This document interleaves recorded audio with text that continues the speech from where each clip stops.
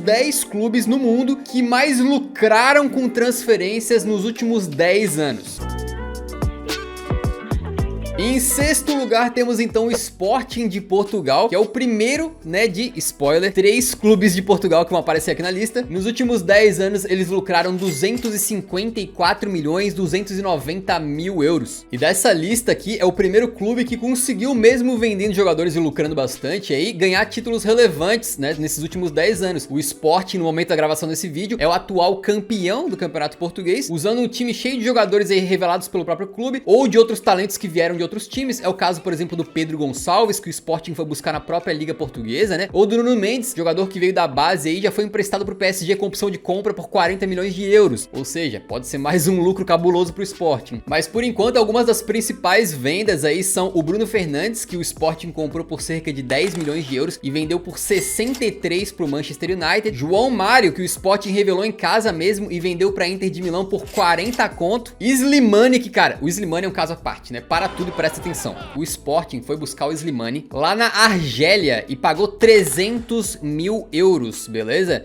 Não é nada, é troco de pão para um clube grande como o Sporting. 3 anos depois, o Sporting vende o Slimani pro Leicester por 31 milhões, velho. Mais de 100 vezes o valor que eles tinham pagado. Que baita de um negócio, amigo. E tem outros nomes, né, como o Gelson Martins, da base do Sporting, vendido pro Atlético de Madrid por 22 milhões de euros. E o ponta Rafinha, né, da seleção brasileira, vendido pro Stade Rennes da França por 21 milhões. E, cara, dá pra ver que o Sporting negocia muito bem, porque algumas dessas vendas, apesar de terem gerado lucros sensacionais aí, foram de jogadores que acabaram não vingando nos clubes pra onde eles foram, né? Foi o caso do João Mário, do próprio Slimani, também aí do Gelson Martins. E mais, o clube sabe repor legal, porque hoje em dia o Sporting tem mais outros jogadores que a gente consegue imaginar indo pra ligas aí mais fortes e clubes mais ricos em breve. É o caso do Palhinha, do Pedro Gonçalves e do próprio Pedro Porro, que podem acabar gerando uma grana federal pro clube, né? Os times portugueses são mestres, cara, em fazer grana, e a gente já vai falar mais dos outros dois em breve.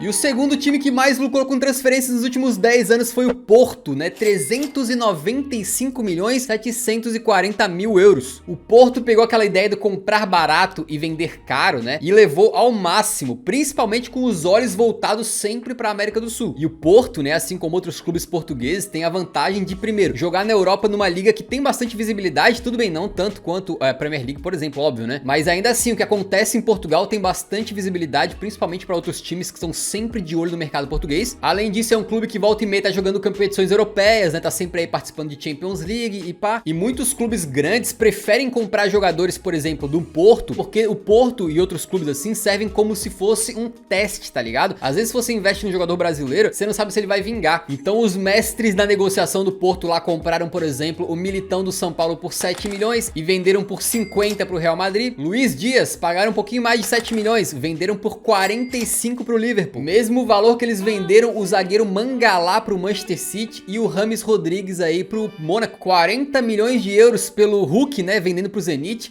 40 milhões vendendo o Falcão pro Atlético de Madrid, 40 milhões do Fábio Silva pro Wolverhampton. O que esses caras têm todos em comum? Chegaram muito baratinhos e saíram no mínimo pelo dobro, né, que o Porto tinha pagado nos caras. Isso sem contar os bons momentos que eles viveram no próprio Porto, né? A gente acabou de falar de Falcão e Hulk, que deram muitas alegrias à torcida portista. O Porto é mestre nisso, só não é mais mestre do que o primeiro lugar da lista, que é o Benfica. E pasmem, né, a gente vinha falando de lucros cada vez um pouquinho maiores, só que do Porto, que lucrou 395 milhões pro Benfica, é um salto gigantesco. Nos últimos 10 anos, as Águias lucraram 599 milhões e 320 mil euros. E é o único time dessa lista a ter gerado mais de 1 bilhão em vendas de jogadores. Lembrando que a gente tá sempre falando de lucro, né, mas pela primeira vez tô falando de vendas. O único clube que vendeu melhor, né, que ganhou mais dinheiro vendendo atletas nos últimos 10 anos foi o Chelsea. Só que o Chelsea não entrou nessa lista porque eles gastam até mais do que eles ganham, né? Ou seja, eles não lucram com transferências, pelo contrário. E mesmo com essa venda incessante de jogadores,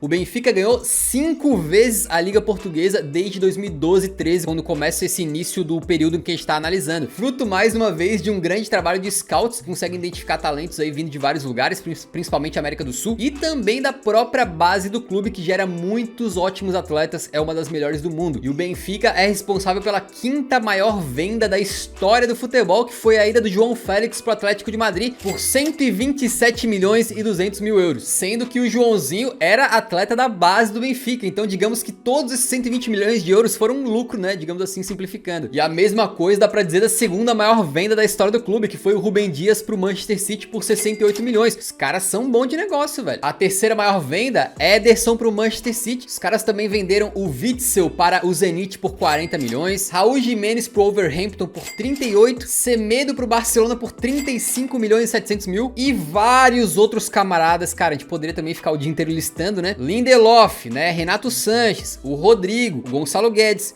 o Jovic, o André Gomes e por aí vai, a lista é gigante. E, inclusive dá pra ver por alguns desses nomes que eu falei que o Benfica vende muito bem, porque faz esses caras renderem na Liga Portuguesa, eles ganham aí a projeção continental a ponto de outros clubes virem, pagarem uma grana boa por eles e no final das contas eles não rendem tanto. Não eram aquele jogador todo que a gente imaginava, mas não é culpa do Benfica que alguns desses jogadores não rendem o esperado. A culpa do Benfica é ser bom demais no mercado, porque recentemente eles contrataram, por exemplo, o Darwin Núñez, que é um camarada que está brocando gols a rodo sem parar e já tem vários clubes gigantes europeus querendo pagar uma grana cabulosa por ele. Vem mais um lucro forte pro Benfica por aí, o modelinho dele está funcionando muito bem.